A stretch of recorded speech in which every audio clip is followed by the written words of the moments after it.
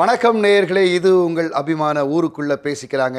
இந்த நிகழ்ச்சியை தொகுத்து வழங்குவது நான் உங்கள் Easter ji and Parrot ji. சரி ரொம்ப சிரிக்காத.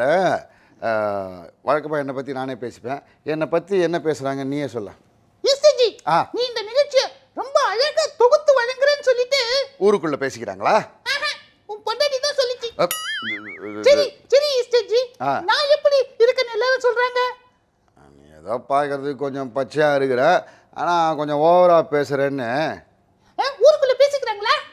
ஏன் 2 பொண்ணுங்க சொல்லிச்சு. ஈஸ்டர் ஜி, என்ன இது ஒரே குடும்ப கதையா போயிட்டு இருக்கு. விஷயத்துக்கு வா. அப்போ சரி, நம்ம இப்போ தேநீர் விடுதிக்கு போய் அங்கே கபாலி இருக்கிறானா, அருமை நாயகன் இருக்கிறானா, தேனப்பன் இருக்கானா, யார் இருக்கிறாங்கன்னே தெரிய மாட்டேங்குது பேரட்ஜி. ஆனால் யார் இருந்தாலும் விஷயத்தை அழகாக தெரிய வைக்கிறாங்க. அதனால் நைஸாக நம்ம 2 பேரும் போய் அவங்க என்ன பேசுகிறாங்கன்னு ஒட்டு கேட்போமா? சொர்க்கமே என்றாலும் அது நம்மூரை போல வருமா? அட என்னாடு என்றாலும் நம்ம தேநீர் விடுதி போல வருமா? ஏய் போடா.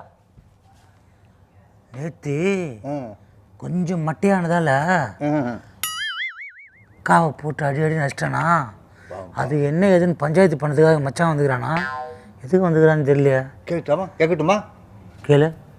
அண்ணாத்த, ஆமாம், எதுக்கு இங்கே உட்காந்துக்கிற? சீட்டு காலி ஆச்சு, உட்காந்தான். ஏய், சீட்டு காலியானா உட்காந்து யார் உட்காந்த சீட்டு தெரியுமா உனக்கு? யார் உட்காந்தா என்னப்பா? அங்கங்கே பெரிய பெரிய இதில் இன்னைக்கு சீட்டு குத்திட்டு நாளைக்கு தூக்கிட்டு இன்னொருத்தனை உட்கார வைக்கிறாங்க. இந்த சீட்டில் அவன் உட்காந்துருந்தான்னா இன்னைக்கு என் சீட்டு. வீண் வதண்டவாதம் பேசாத. அது உட்காந்தது யாருன்னு தெரியுமா உனக்கு? யாரு? நானு. தெரியாம உட்காந்துட்டேன்பா. அதான் சரிசமா உட்கார்றதுக்கான அருகதை யாருக்கு தெரியுமாக்குது? யாருக்கு இருக்குது? அரசியல்ல எனக்கு குரு என் அருமை அண்ணன் எருமை நச்சி அருமை நாயக அண்ணன். அவரு நானும் உட்காந்தாதான்டா அந்த சீட்டுக்கு ஒரு அழகு. யாரை கேட்டா எங்க தேண்டி விடுச்சு உட்காந்தனே. மாமா, நீ ரொம்ப பயிற்சி மேட்டு தான் சொல்ற. நேற்று அருமை நாயகன் இங்கே உட்காந்து எனக்கு நிறைய பாலிடிக்ஸ் தெரியுதுன்னு சொல்லிட்டு அவரே பாராட்டு போயிட்டா. தெரியுமா உனக்கு? அருமை நாயகம் உனக்கு அரசியல் தெரியும்னு சொன்னான். அவன் எங்க அவன்?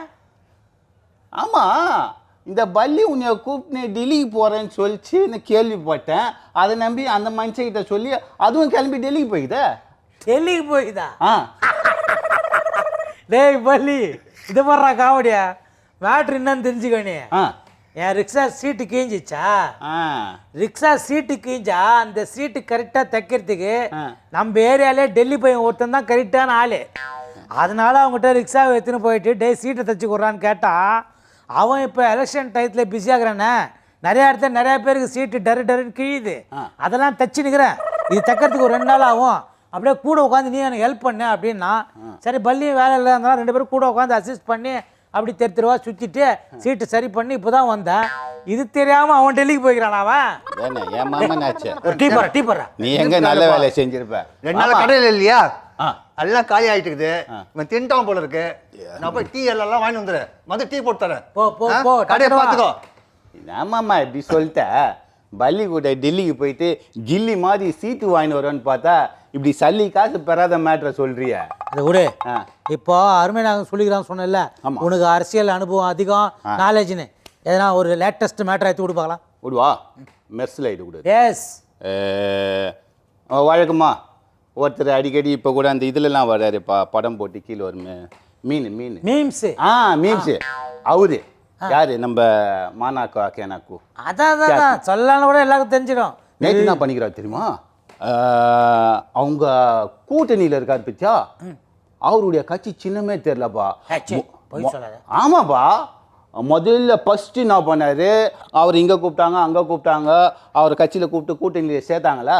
எந்த கூட்டணின்னு குழப்பத்தில் தெரியாமல் கூட்டணியில் இருக்க ஒரு பேரே தெரியாமல் போச்சு. ஆதாரம் இல்லாமல் போய் பேசுனா நாக்கு அழிவிடும் அப்படின்னு நான் சொல்ல, ஊருக்குள்ளே பேசிக்கிறாங்க. ஆமாம், நான் சொல்ல மாமா, டிவியில் காட்டினாங்க.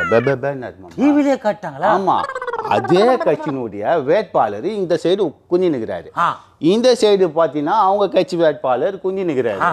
இவர் என்ன பண்ணாரு, பேப்பரில் வாங்கினாரு, கபா கபா கபாபான்னு பேரை வச்சாரு. சின்னத்தை சொல்லிட்டாரு, டக டக டக டக டக டக டக. சொல்லிவிட்டார். அத்தது இந்த பக்கம் திரும்பினார் பாரு, அந்த சிவப்பு சட்டைக்காரங்க ஆள் உட்காந்துக்கிறாரு. அவரை பேரை சொல்லிட்டாரு. பாரு, அவங்க சின்னத்தை எழுதி கொடுக்கல போல இது. கபால் வளர்த்தாரு. என்ன பண்ணுறது தெரியல. வேட்பாளரே கூப்பிட்டு வாணிண்ணா அப்படின்னு கூப்பிட்டு, என்ன அவங்க கட்சி சின்னத்தை சொல்ல அப்படின்னு அப்பாலிக்கா அவர் சொன்னதுக்கு அப்புறம் சொல்கிறாரு. டேய், ஆ உண்மையிலே சொல்கிறேன்டா, ஆ பாவண்டா அவரு, நல்ல மனுஷரா அவருக்கு, குழந்தை உள்ளண்டா அவருக்கு, கொடை வல்லல்டா அவரு சுற்றி எதனோ ஒரு சதி நடக்குதுன்னு பயமாகுதுடா. பாவண்டா, நல்ல மனுஷன்டா. நல்ல மனுஷன் தான். அது ஆக்டிங் கொடுக்கும்போது அதே வந்து மேடையில் கொடுக்க முடியுமா? இதே மாதிரி தான் ஒரு காலகட்டத்தில் அவர் வந்து என்ன தெரியுமா பண்ணாரு, என்ன பண்ணாரு, இந்த கரண்ட் வந்து இது பண்ணிடுவோம்னு சொல்லிட்டு மத்திய அரசை எதிர்த்து கரண்ட்டை பிடிக்கிறோன்ட்டு ஒரு ஃபுல் கோஷ்டியை சேர்த்துக்கின்னு நெய்வேலிக்கு போனாங்க. அங்கே போய் அதெல்லாம் வந்து நம்ம கையில் கிடையாது, மத்திய அரசுக்கிட்ட இருக்குதுன்றது தெரியாமல் போய் அங்கே சொல்லிட்டான், இது கரண்ட்டு கிரண்ட்டை பிடிக்கணுன்னா பிரச்சனை ஆகிடும்னு சொன்னேன். போயிட்டு மீட்டிங் போட்டு எல்லா நடிகர்களும் கம்முன்னு வந்துட்டாங்க ஜாலியாக. அதனால தான் இப்போ அவரை பற்றி எல்லாம் வசந்தி பேசுகிறதால, இந்த கொடை வயல்னு சொல்கிறதால இப்போ ரீசெண்டாக ஒரு ஸ்டேட்மெண்ட் விட்டார். என்னப்பா, பெட்ரோலை 40 ரூபாய்க்கு தரேன்றாரு. அந்த அதிகாரம் நமக்கு இல்லைன்றது கூட அவருக்கு தெரியலையா? மாமா, நான் என்ன நினைக்கிறேன், இவங்க தான் அப்பப்போ ஒவ்வொருத்தரையா இட்டாந்து கூட்டணின்றாங்களே, ஒருவேளை அந்த பெட்ரோல் விற்கிற நாட்டில் யாருக்காவது கூட்டணி வச்சுக்கின்னு அவங்கள இட்டாந்து அங்கேருந்து பெட்ரோல் எடுத்துன்னு வந்து அதை 40 ரூபாய்க்கு கொடுப்பாரு போல இருக்குது மாமா. அவங்களோட கூட்டணி வச்சா வச்சுக்கோங்க, வர சேக்கெல்லாம் சேக்காயி இருக்கிற பார்த்தாவெல்லாம் காயிட்டு போட்டு ஓடி போடுவாங்க அப்படியே நான் சொல்ல, ஊருக்குள்ள பேசிக்கிறாங்க. ஓஹோ, சரி மாமா, அவர் நீ கொடைவல்லில் இது பண்ணுவார் அது பண்ணுவாருன்னு சொல்கிறேன். நான் உங்ககிட்ட ஒரு கேள்வி கேட்குறேன், பதில் சொல்லு பாப்பா. தெரிஞ்சா சொல்கிறேன், தெரியலன்னா என்ன போ. முதல்ல அவர் எங்கே நின்னாரு? முதல்ல ஒரு எந்த தொகுதியில் நின்னாரு? விருத்தாச்சலத்தில் நின்னாரு. விருத்தாச்சலத்தில் நின்னாரு. போன தடவை எங்கே நின்னாரு? அது என்ன ரிஷி வந்தியாவா? அங்கே நின்னாரு. ஆமாம். அப்புறம் எதுக்கு இப்போ போய் உளுந்தூர்பேட்டில் நிற்கணும்? கரெக்டா, கொடைவெல்லல் தானே? இது கரெக்ட் பாயிண்ட். நீ சொன்னதே டக்குன்னு எனக்கு 2+2 ஸ்ட்ரைக் ஆகுது. இப்போ மூத்த தலைவர் கலைஞர் இருக்கிறாருல்ல, ஆமாம், அவர் வந்து சிட்டிங் எம்எல்ஏ தான், அதே இடத்துல தான் நிற்கிறாரு. ஆமாம், சிஎம் இருக்கிறாங்கல்ல, ஆமாம், ஆளுங்கட்சி, அம்மா அவங்களும் முதல்ல எங்க நின்னாங்களோ அதே இடத்துல தான் நிற்கிறாங்க. ஆமாம். அப்ப இவர் மட்டும் ஏன் இடம் மாத்தி சூட்டு விடுறாரு? அது இல்லாம அந்த சூரிய கட்சி தளபதி அவரும் அதே சீட்ல தான் பண்ணிக்கிறாரு. கரெக்ட், நல்ல பாயிண்ட் புடிச்சா நீ. உண்மையில உனக்கு அரசியல் அறிவு இருக்கிறா? ஆமால, இவர் மட்டும் ஏன் மாத்தி நிக்கிறாரு சொல்லு பார்க்கலாம். நான் சொல்லிட்டா? சொல்லு மாமா. சிம்பிளா எல்லா மக்களுக்கும் புரியுற மாதிரி சொல்லட்டுமா? சொல்லு மாமா. கேட்டுக்கோ.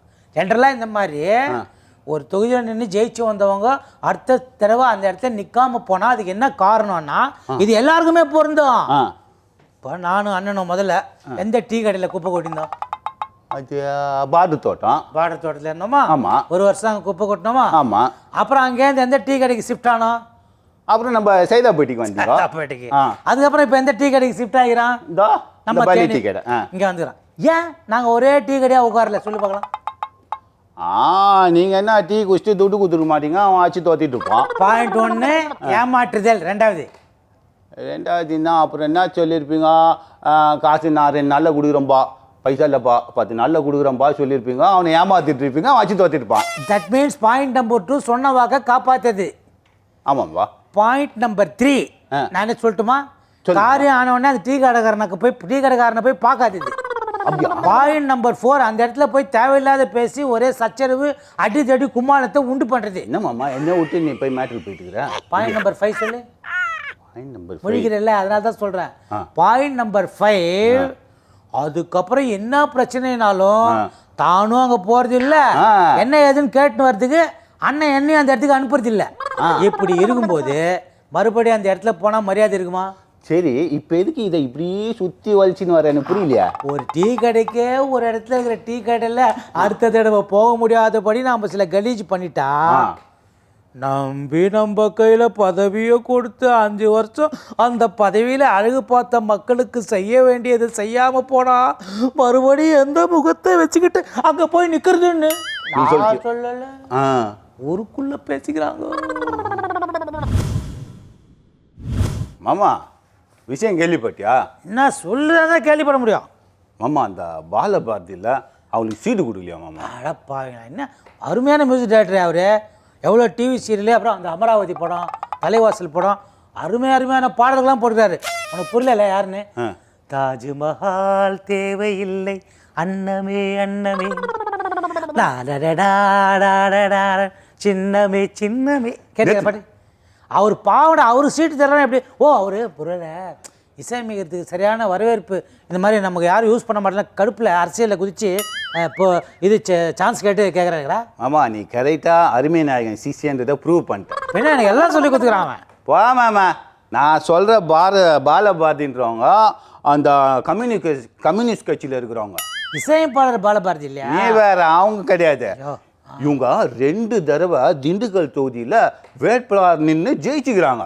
2 தடவை ஜெயிச்சிட்டாங்க. சட்டமன்றத்தில் போய் சும்மா அந்த கட்சிக்காக பேசி சும்மா நல்ல பேர்லாம் வாங்கிக்கிறாங்க. அப்போ தொடர்ந்து ஒரு 30 தடவை ஒரு சீட்டு கொடுக்குப்பா.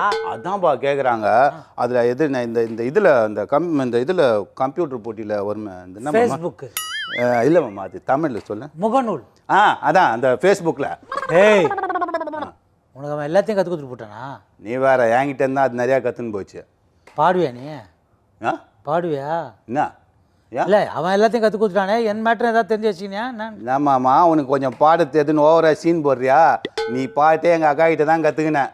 ஏதோ எங்கள் அக்காவுக்கு லைட்டாக த்ரோட்டில் பிரச்சனைன்றதுனால பாடாமல் இருக்கிறாங்க. அதுக்கு என்ன பண்ணாங்க, அந்த ஃபேஸ்புக்கில் என்ன பண்ணிக்கிறாங்க எல்லாரும், அது எப்படிப்பா நீ 2 தடவை ஜெயிச்சிட்டாங்க, நல்லா ஒர்க் பண்ணிக்கிறாங்க, அந்த அம்மாவுக்கு திருப்பி கொடுங்க. அதெல்லாம் கொடுக்க முடியாது, 2 தபாவுக்கு மேலே தரமாட்டேன்னு சொல்லிக்கிறாங்க பாரு. ஒன்று என்ன போட்டாங்க, அந்த மேற்கு வங்காளத்தில் ஒருத்தர் ரொம்ப நாளாக சிஎம் வந்தார் பாரு, என்ன ஜோதிலட்சுமி மாமா, ஆம்பளை மாமா, இது ஜோதி பாஸ். ஜோதி பாஸ். அவர் மட்டும் 25 வருஷமா அங்கே சீஃப் சிஎம்மா உட்கார வச்சுக்கிறீங்க. இந்த அம்மா நல்லா ஒர்க் பண்ணுறாங்க, 2 தடவைன்னா 3ஆவது தடவை கொடுங்க, நல்லா ஒர்க் பண்ணுறாங்க, தொடர்ந்து செய்யட்டுமேனு. நியாயமான கேள்வி, நியாயமான விஷயம். நீ நானா ஜோதிலட்சுமி ஜோதி பாஸ்ன்னு, அது ஒரு சின்ன நேம் கன்ஃபியூஷன், அவள் தான். இந்த மாதிரி தான் மாமா நாகப்பட்டினத்தில் ஒரு பேர் குழப்பம். ஓ, இந்த மனிதநேய ஜனநாயக கட்சி இருக்குல்ல, அங்கே ஒரு வேட்பாளரை நிறுத்தினாங்க. அது என்ன கட்சி சொன்ன? மனிதநேய ஜனநாயக கட்சி. அதான் இதில் மக்கள் தெரிஞ்சு வச்சுக்கிறா நீ. ஆமாம், சொல்லு. அவங்களை நிற்க வச்சாங்க. கபால் இன்னொரு கட்சினா பண்ணிச்சு, அதே பேர் தமிழ் மன்சாரி. அது எந்த கட்சி? அது என்ன கட்சின்னு தெரியல. அவங்களையும் நிற்க வச்சிட்டாங்க. இப்போ எப்படிப்பா மக்கள் வந்து ஓட்டு எந்த தமிழ் மன்சாரிக்கு மாமா ஓட்டு போட்டு? நான் என்ன சொல்றேன்னா, இது ஒரு சின்ன ஒரு விஷயம் இருக்குது. என்ன மாமா? பேசாம அவங்க வந்து கட்சி சின்னம்னு தனியா வச்சுக்காம அவங்க போட்டோவே சின்னமா வச்சுக்கினா இந்த பிரச்சனை சால்வ்டு. என் அரசியல் அறிவு என்ன சொல்ற நீ? சூப்பர் மாமா, இது எலெக்ஷன் கமிஷனுக்கு தெரியாம போச்சா? நான் சொன்னா கரெக்ட் தானே. அதே மாதிரி அவனுக்கு இன்னொரு விஷயம் தெரியுமா உனக்கு? சொல்லு மாமா. இப்போ அந்த கேப்டன் எலெக்ஷன் நிற்கிறாருல்ல, ஆமா நிற்கிறாரு. அவரு ஏற்று யார் நிற்கிறாங்க தெரியுமா? யார் நிற்கிறா மாமா? பாலு சார் நிற்கிறாரு. வெயிட்டு, இவர் பெரிய ஆக்டர்னா அவர் பெரிய சிங்கரு. இவரும் அப்படி இருப்பாரு, அவரும் அப்படி இருப்பாரு. இவர் அப்படி பறந்து அடிச்சாருன்னா அவர் சும்மா பறந்து பாடுவார். 2 கரெக்டான ஒரு காம்பினேஷனாக இருக்கும் பாரு. சூப்பர் மாமா, உனக்கு அப்படியே பொங்குது இந்த அரசியல். எது எங்க நியூஸ்ல சொன்னாங்க இது மாதிரி கேப்டனை எதிர்த்து பாலு சார் நிற்கிறாருன்னு சொன்னாங்களே. நான் பாலு சாருக்கு ஃபோன் பண்ணி பாராட்டணும்னு நினச்சினுக்கிறேன். தயவுசெய்து ஃபோன் பண்ணாத மாமா, அவர் கிளம்பி வந்து உன்னை ஒதிப்பார். அது வந்து நம்ம பாடும் நிலா பால் இல்லை மாமா, அது வந்து இந்த மாம்பழ கட்சி பால் மாமா. பாராடே பெரிய தப்பு. இந்த நேம் கன்ஃபியூஷன் ரொம்ப பிரச்சனையாக இருக்குடா நமக்கு இல்லை? ஆமாம் மாமா. இவர் வழக்கறிஞர் பாலு இல்லை? கரெக்ட். அது வரைக்கும் தெரிஞ்சு வச்சுக்கிறியா? மாம்பழ கட்சி. என்ன சொல்ல சான்ஸ் இருக்குதுன்றியா? பாரு மாமா, ஒரு பெரிய சேஞ்ச் வரும்னு சொல்றாங்க. நீ சொல்றியா? ஊருக்குள்ள பேசிக்கிறாங்க. இதே மாதிரி தான் நம்ம அம்மா நிற்கிறாங்கல்ல, ஆமாம், அங்கேயும் ஏற்கனவே ஒருத்தர் வந்து இந்த இதில் போட்டார் தெரியுமா, அந்த இதில் வந்து தலித் முதலமைச்சர்னு ஒருத்தர் போட்டார் தெரியுமா. அதுக்கப்புறம் கூட்டணியில் ரவிக்குமார் சார். அதை கேட்டுட்டு கூட்டணியில் இருக்கவங்களே ரவிக்குமார் தானே அவரு திருப்பி பேர் குழப்பமா? ஆமாம், அவர் அந்த கட்சியை சேர்ந்த ரவிக்குமார். ஓகே. அவர் போட்டாரு அடுத்ததே தலித் முதலமைச்சர். யாருமே பேசல. அதோட ஒன்று சொன்னார் தெரியுமா அவரு? டெல்லியில அவங்க சிஎம் இருந்தாங்கல்ல, ஷீலா தீக்ஷித், அவங்கள எதிர்த்து சர்ப்ரைஸா கொண்டு வந்து கெஜ்ரி அகர்வால் நிக்க வச்சார்ல. ஆமா.